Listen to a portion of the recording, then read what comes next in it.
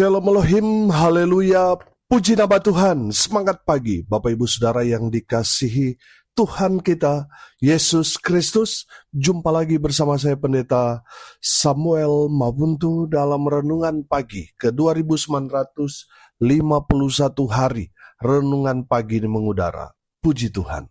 Bapak Ibu Saudara yang dikasihi Tuhan, sebelum kita membaca, mendengarkan, dan merenungkan firman Tuhan hari ini, mari kita berdoa, minta pimpinan Roh Kudus. Kita berdoa. Bapa di surga, berbicaralah kepada kami semua. Pakai firman Tuhan ini untuk menegur kami, menasihati kami, meneguhkan iman percaya kami, dan memberkati kami semua. Di dalam nama Tuhan Yesus yang adalah firman Allah yang hidup, kami berdoa. Amin. Haleluya. Bapak Ibu Saudara yang dikasihi Tuhan, bersama dengan saya kita akan belajar Alkitab dari kitab Kejadian sampai kitab Wahyu. Mari buka Alkitab kita, Wahyu pasal 22 ayat 14 dan ayat 15. Berbahagialah mereka yang membasuh jubahnya. Mereka akan memperoleh hak atas pohon-pohon kehidupan dan masuk melalui pintu-pintu gerbang ke dalam kota itu. Tetapi anjing-anjing dan tukang-tukang sihir, orang-orang sundal, orang-orang pembunuh, penyembah-penyembah berhala, dan setiap orang yang mencintai dusta dan yang melakukannya, tinggal di luar. Amin. Firman Tuhan, haleluya. Bapak Ibu Saudara yang dikasihi Tuhan, dari kebenaran firman Tuhan ini kita dapat belajar dua hal. Yang pertama, orang yang berbahagia, dan yang kedua, orang yang tidak berbahagia. Orang yang berbahagia adalah orang yang masuk dalam kota kudus Allah, yaitu Yerusalem baru atau surga. Amin. Di sanalah tempat orang-orang yang menikmati kebahagiaan selama-lamanya. Haleluya.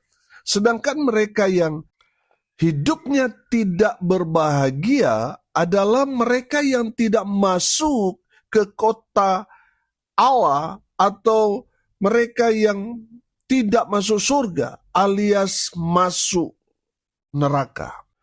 Mereka adalah orang yang tidak berbahagia alias malang.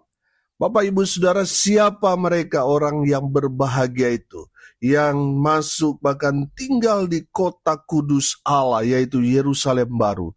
Yang pertama, kata firman Tuhan ini, mereka yang membasuh jubahnya. Amin. Haleluya. Bapak Ibu Saudara yang dikasihi Tuhan, apa arti membasuh jubahnya? Artinya mereka hidup dalam pertobatan. Amin. Saudara, kita tahu bahwa Alkitab mengajarkan kita bahwa jubah kita ini adalah kehidupan kita. Amin. Nah, kalau kita meresponnya dengan hidup dalam pertobatan, kita sedang membasuh jubah kita yang tadinya kotor. Karena dosa-dosa yang kita lakukan menyebabkan hidup kita menjadi kotor.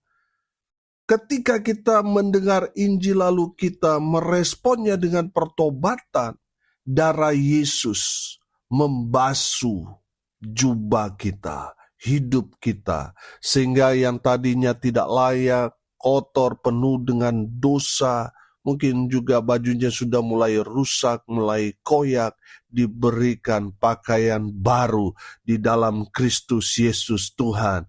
Amin. Haleluya. Bapak Ibu Saudara, mereka yang berbahagia adalah mereka yang membasuh jubahnya, artinya mereka yang merespon panggilan Tuhan dengan bertobat. Amin. Mereka yang memberikan hidup mereka untuk Tuhan, menjadi persembahan yang hidup dan yang berkenan di hadapan Tuhan, yaitu mereka menjadi manusia yang baru dalam Kristus. Haleluya. Mereka membasuh jubahnya. Haleluya. Mereka yang membasuh jubahnya adalah mereka yang hidup dalam kekudusan. Amin. Haleluya. Mereka tidak mencemari hidup mereka dengan perbuatan-perbuatan dosa yang hanya mencemari, yang hanya mengotori hidup mereka atau jubah mereka. Bapak Ibu Saudara yang dikasihi Tuhan, mereka yang membasuh jubahnya, mereka hidup dalam kekudusan. Amin. Haleluya. Mereka adalah orang-orang yang berbahagia. Haleluya. Yang kedua, siapa mereka orang-orang yang berbahagia itu? Mereka yang memperoleh hak atas pohon kehidupan. Amin. Bapak Ibu Saudara yang dikasihi Tuhan, kita tahu bahwa Adam dan Hawa, mereka jatuh dalam dosa ketika mereka memakan buah dari pohon pengetahuan. Dan firman Tuhan ini mengajarkan kepada kita bahwa kita yang hidup dalam iman kepada Kristus Yesus Tuhan, kita berhak atas pohon kehidupan. Artinya apa, saudara? Kita akan diberikan buah kehidupan yang berakibat kita hidup dalam kekekalan. Amin. Haleluya. Kalau Adam dan Hawa ketika mereka makan buah pengetahuan itu, mereka mati. Memang tidak langsung mati, tapi rohani mereka mati. Makanya selalu saya katakan, saudara, hati-hati. Kalau saudara rohani saudara mulai mati, sudah mulai malas beribadah, sudah mulai malas berdoa, baca firman Tuhan, itu indikasi saudara mati rohaninya. Hati-hati. Kalau sudah mati rohaninya, lama-lama mati beneran, saudara. Bertobat, saudara. Bapak Ibu Saudara yang dikasihi Tuhan, kita yang percaya kepada Tuhan Yesus, kita akan diberikan buah dari pohon kehidupan yang membuat kita hidup kekal. Amin. Haleluya. Mereka yang memperoleh hak atas pohon kehidupan adalah mereka yang percaya kepada Kristus Yesus Tuhan. Amin. Mereka memperoleh hak atas pohon kehidupan itu. Mereka yang memperoleh hak atas pohon kehidupan itu adalah mereka yang menang. Wahyu pasal 2 ayat 7 berkata, mereka yang menang akan kuberikan makan dari pohon kehidupan yang ada di taman Firdaus. Amin. Saudara yang dikasihi Tuhan, mereka yang memperoleh hak atas pohon kehidupan adalah mereka yang menang. Amin. Haleluya. Makanya saudara yang dikasihi Tuhan, jangan mundur ketika saudara mengalami berbagai macam tantangan. Jangan lemah imanmu. Saudara harus kuat iman saudara. Amin. Karena kita diciptakan Tuhan bukan untuk menjadi pecundang, tapi menjadi orang-orang yang lebih dari pemenang. Haleluya. Bapak Ibu Saudara yang dikasihi Tuhan, dari kebenaran firman Tuhan ini memberikan penguatan iman kepada kita, bahwa kita harus terus berjuang dalam iman kita. Amin. Kita tidak boleh kalah dengan keadaan, kita tidak boleh menyerah dengan situasi dan kondisi. Kita harus terus maju di dalam Kristus, walaupun ada banyak tantangan, tekanan, hambatan, rintangan yang menghalangi perjalanan kita. Tapi kita harus tetap kuat di dalam Tuhan. Amin. Tidak boleh lemah. Karena orang-orang yang menang itu, yang memperoleh hak atas pohon kehidupan. Orang-orang yang kalah, yang menjual imannya karena nggak kuat, nggak tahan menderita, mereka tidak akan memperoleh hak atas pohon kehidupan itu. Hanya orang-orang yang menang. Siapa mereka? Ya, saudara dan saya. Amin.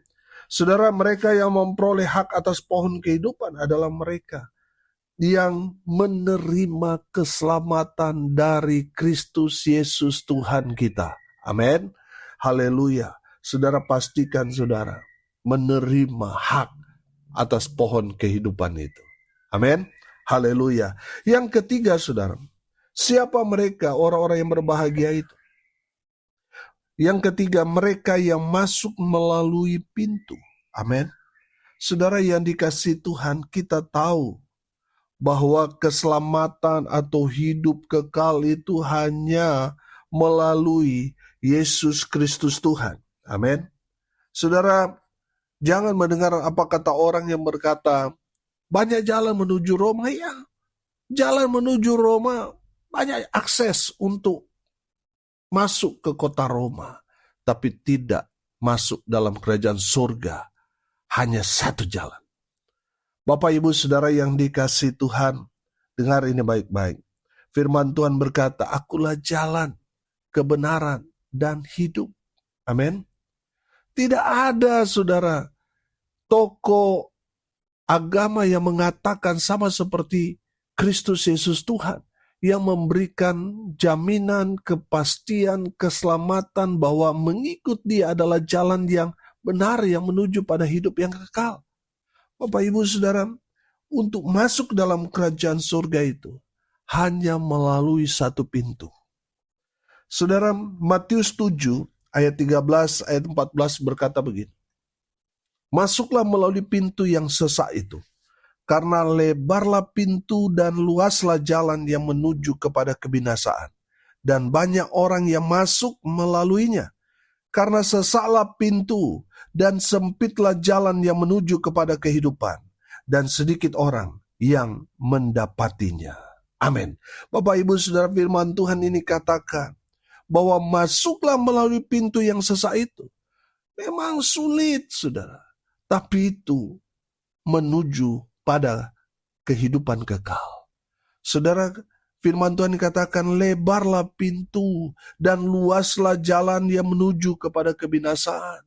Saudara, memang orang-orang sekarang ini mencari kenyamanan. Mereka sudah ada di zona nyaman, sehingga mereka tidak mau menderita, tidak mau susah, karena sudah terbiasa di zona nyaman.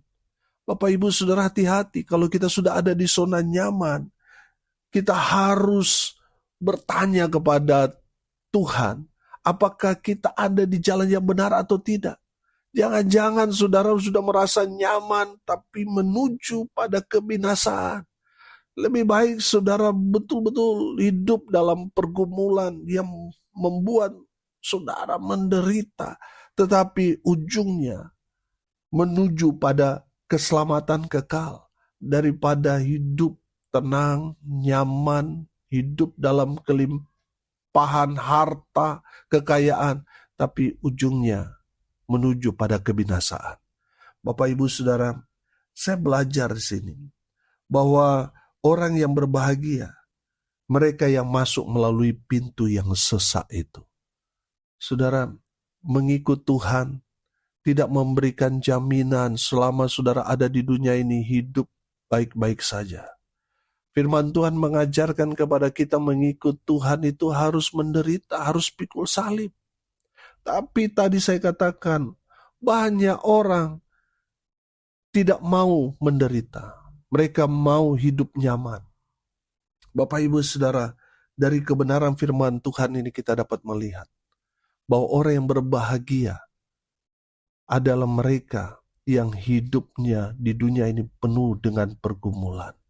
Tapi mereka tetap datang kepada Tuhan. Mereka tetap mengandalkan Tuhan. Mereka tetap cari Tuhan. Walaupun kenyataannya mereka sendiri menderita. Orang-orang mungkin mengatakan hal kepada mereka bahwa dunia ini tidak adil kepada mereka. Padahal mereka sudah hidup benar. Tetapi kehidupan mereka di dunia nyata, mereka susah, mereka menderita. Bapak, Ibu, Saudara yang dikasihi Tuhan, memang bagi pandangan dunia mau mencari kenyamanan. Tapi firman Tuhan dikatakan, masuklah melalui pintu yang sesak itu. Karena lebarlah pintu dan luaslah jalan yang menuju kepada kebinasaan. Artinya banyak orang, saudara, cari jalan yang nyaman, yang pada akhirnya menuju kepada kebinasaan. Saudara yang dikasihi Tuhan, tadi saya katakan, perhatikan hidupmu. Kalau hidupmu ada di zona nyaman, sepertinya baik-baik saja, tidak ada persoalan, hati-hati. Jangan-jangan jalan yang saudara jalani menuju kepada kebinasaan. Saudara yang dikasihi Tuhan, dunia ini kan sedang memberikan stempel bahwa orang kalau susah itu masuk neraka, saudara. Itu paham orang-orang yang mempercayai teologi kemakmuran. Saudara yang dikasihi Tuhan, hati-hati. Dari firman Tuhan ini kita belajar, masuklah melalui pintu yang sesak itu. Amin. Karena apa? Mereka yang masuk melalui pintu yang sesak itu yang memperoleh hidup yang kekal. Haleluya. Bapak Ibu Saudara, siapa mereka yang tidak masuk alias tinggal di luar atau masuk neraka? Firman Tuhan ini katakan di ayat 15, anjing-anjing. Siapa anjing-anjing itu? Orang-orang kafir, orang-orang yang tidak percaya kepada Kristus Yesus Tuhan. Mereka akan tinggal di luar. Siapa lagi yang akan tinggal di luar? Tukang-tukang sihir. Mereka yang mempraktekkan ilmu-ilmu sihir, ilmu-ilmu gaib, mereka akan tinggal di luar. Mereka yang punya benda-benda yang diberikan dukun, mereka yang memelihara jin, tuyul, mereka yang pergi bertapa di gunung-gunung atau goa-goa keramat, mereka akan tinggal di luar. Mereka akan masuk ke dalam hidup kekal tapi di neraka. Siapa yang tidak masuk alias tinggal di luar atau masuk neraka? Orang-orang sundal, orang-orang yang melakukan hubungan seks di luar pernikahan. Mereka yang kumpul kebo, mereka yang memakai jasa tuna susila, mereka jadi pelakor, pebinor. Kalau mereka mati, sebelum mereka bertobat, mereka akan tinggal di luar. Siapa mereka yang tidak masuk alias tinggal di luar? Orang pembunuh, orang yang sengaja menghilangkan nyawa orang. Mereka akan tinggal di luar. Siapa mereka yang tidak masuk alias tinggal di luar? Mereka yang menjadi penyembah-penyembah berhala. Saudara sudah tahu apa itu berhala. Kalau belum tahu, saudara, dengar ini. Sesuatu yang menggantikan posisi Tuhan. Itu berhala. Bapak Ibu Saudara, dengan pekerjaan saudara, dengan usaha saudara, dengan hobi saudara, akhirnya saudara tidak pergi beribadah, melupakan doa, baca firman, itu berhala. Bapak Ibu Saudara, bertobat. Kalau saudara menyembah yang bukan Tuhan, melakukan segala aktivitas dan melupakan Tuhan, kalau saudara tidak bertobat, saudara akan tinggal di luar. Siapa lagi mereka yang akan tinggal di luar? Pendusta, penipu, pembohong. Mereka kalau mati, mereka akan tinggal di luar alias masuk neraka. Saudara, mereka yang hidup, salah satu dalam hidup mereka menjadi anjing-anjing atau orang kafir, tidak percaya pada Tuhan Yesus. Mereka yang kompromi dengan setan, tukang-tukang sihir, okultisme. Mereka yang hidup dalam dosa persinahan, persundalan, mereka yang membunuh, mereka yang menyembah berhala, mereka yang pendusta alias penipu, mereka akan masuk ke dalam api yang menyala-nyala, yaitu neraka selama-lamanya. Hari ini kita belajar, siapa mereka? Orang-orang yang berbahagia itu mereka yang masuk ke kota kudus Allah, yaitu Yerusalem baru atau surga selama-lamanya. Siapa mereka? Mereka yang membasuh jubahnya alias bertobat, hidup baru, hidup dalam kekudusan. Yang kedua, mereka yang memperoleh hak atas pohon kehidupan. Mereka yang percaya kepada Tuhan Yesus, mereka yang menang akan pertandingan iman mereka. Mereka menerima keselamatan dari Tuhan Yesus Kristus. Dan yang terakhir, mereka yang melalui pintu yang sesak itu. Saudara yang dikasihi Tuhan, keselamatan itu hanya ada di dalam Kristus Yesus Tuhan.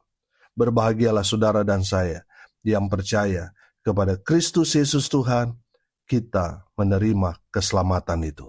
Amin. Mari kita berdoa. Terima kasih Bapa di surga atas berkat firman. yang sungguh memberkati kami. Berkati semua pendengar dimanapun mereka berada.